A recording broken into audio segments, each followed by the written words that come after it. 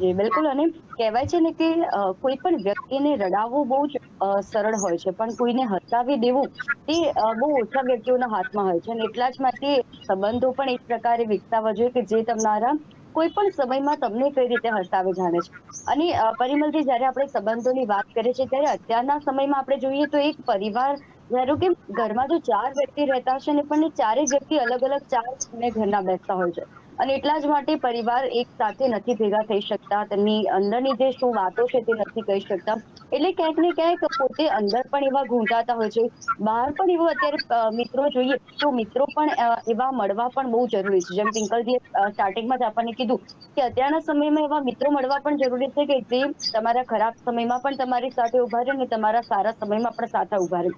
અને અહીંયા મહત્વનો ભાગ એ ભજવે છે કે આપણે જે કોઈ પણ એવી પરિસ્થિતિમાંથી પસાર થઈ રહ્યા છે કે આપણને તેમાં કશું જ નથી સૂચતું, કઈ રીતે હાસ્ય અને શું જીવન છે તે બધું જ ભૂલી જતા હોઈએ છીએ. ત્યારે સંબંધો કેવી રીતે મહત્વની ભૂમિકા ભજવી શકે ને અત્યારના સમયમાં, શું તે શક્ય છે ખરા? બિલકુલ શિવાનીજી, હું તો એવું કહીશ કે કદાચ પહેલાના સમય કરતા પણ અત્યારના સમયમાં એ વધારે શક્ય છે.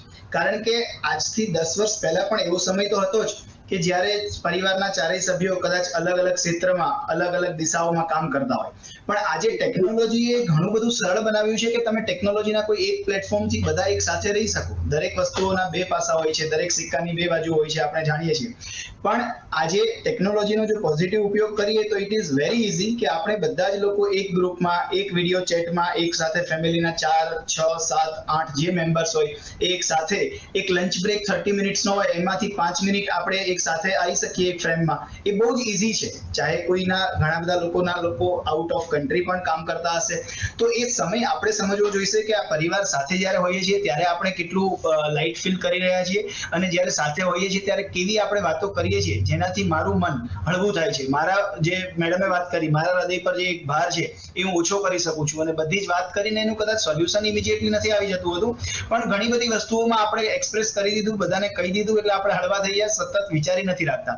અને એક એવા ટોપિક પર હસતા હોઈએ છીએ, કોઈ જૂની વાત યાદ કરીને હસતા હોઈએ છીએ, બાળપણની વાત યાદ કરીને હસતા હોઈએ છીએ, કોઈ પ્રસંગમાં સાથે મળ્યા હતા અને એ સમયે કોઈ ઘટના બની હતી એને લઈને આપણે ખડખડાટ હસતા હોઈએ છીએ.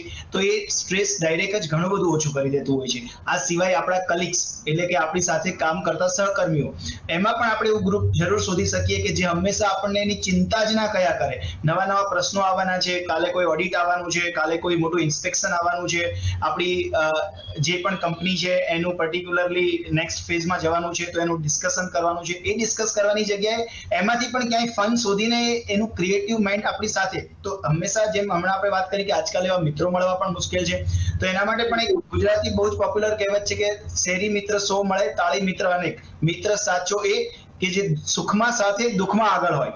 તો એવો મિત્રો જરૂરી છે કે દરેક વસ્તુમાં આપણને ઉદાહરણ આપે. આપણે જો આપણા જૂના શાસ્ત્રોના દ્રષ્ટાંતમાં જઈએ તો કર્ણ હંમેશા કૃષ્ણ ભગવાનને એક ફરિયાદ કરે છે, એનો સંવાદ છે બહુ જ પોપ્યુલર, કે હું જન્મ્યો ને મને મારા પેરેન્ટ્સે છોડી દીધો, એ પછી મને દીક્ષા આપવાની મારા ગુરુએ ના પાડી દીધી, એ પછી મને સ્વયંવરમાં આવવાની એન્ટ્રી ના મળી કારણ કે હું પર્ટિક્યુલર રાજકુળમાંથી નથી, કે હું એમાંનો આ વ્યક્તિ નથી. તો કૃષ્ણ ભગવાન એને બહુ જ એક સરસ જવાબ આપે છે કે ભાઈ મારો તો જન્મ જ જેલમાં થયો. જન્મ થયો ને તરત મારા સગા મા બાપને મારે છોડવા પડ્યા. એ પછી મેં ગાયો ચરાવી, ગોબર ઉઠાવ્યું, એ પછી હું ત્યાંથી દ્વારકા જતો રહ્યો, એ પછી આ કુરુક્ષેત્રમાં યુદ્ધમાં મારે આટલું મોટું સંચાલન કરવું પડ્યું. તો એમની જિંદગીમાં હંમેશા મેં હાસ્ય જુઓ. કૃષ્ણ ભગવાનનો ક્યાંય બી ફોટો જોવો તો એ હાસ્યવાળો છે, સ્મિત તમને એમના દેખાશે.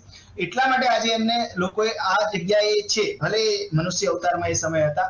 તો દરેક વસ્તુ આપણને પ્રકૃતિ પણ શીખવાડી રહી છે. એક વૃક્ષ છે તો એને પણ કેટલા બધા લોકો જે કેરી આપે છે, ફળ આપે છે, અત્યારે સીઝન ચાલે છે તો એને જ સૌથી વધારે પથ્થર વાગે છે. તો દરેક માણસનું જીવનમાં સ્ટ્રગલ અલગ પ્લસ માઇનસ લેવલે, પણ ક્યાંય ને ક્યાંય સ્ટ્રગલ તો સંઘર્ષ છે ને છે જ. પણ આ સાથે કેટલું હસતા રહેવું, કેટલું વિનમ્રતાથી રહેવું બધાની સાથે, અને જેમ મેડમે કીધું બીજાને હસાવતા રહેવું, એ બહુ જ ઇમ્પોર્ટન્ટ છે. જો આ રહે છે તો તમારા સંબંધો અને તમને પણ તમારું સંબંધનું વર્તુળ દિવસે દિવસે મોટું થતું દેખાશે. નહીતર તમે માર્ક કરજો કે જે લોકો હસતા નથી કે હસતા જોઈ નથી શકતા, દિવસે દિવસે જોશો કે એમનું સંબંધોનું વર્તુળ નાનું થતું જાય છે, અને છેલ્લે એ લોકો જ પોતે ક્યાંય ને ક્યાંય લોનલીનેસ એટલે કે એકલાપણું અનુભવી રહ્યા હોય છે. એટલે સંબંધોમાં હસતું રહેવું પોતાના સ્વાસ્થ્ય માટે પણ એટલું સારું છે. આજે વર્લ્ડ હેલ્થ ઓર્ગેનાઇઝેશને લગભગ 90 થી વધારે મેજર ડિસઓર્ડર બતાવ્યા છે કે જે હાસ્ય સાથે ક્યાંય ને ક્યાંય ડાયરેક્ટ કે ઇનડાયરેક્ટ રિલેટેડ છે. અને ખાસ કરીને જો મેન્ટલ હેલ્થમાં જુઓ તમે, ડિપ્રેશન, સ્ટ્રેસ, આ બધું જ એ તો ડાયરેક્ટલી તમારું કેટલું જીવન તમે પોતે ખુશ રહ્યા છો એની સાથે ઘણો બધો એવો એનો સંબંધ છે જ કે જ્યાં તમે સ્વસ્થ જીવન જીવી શકો.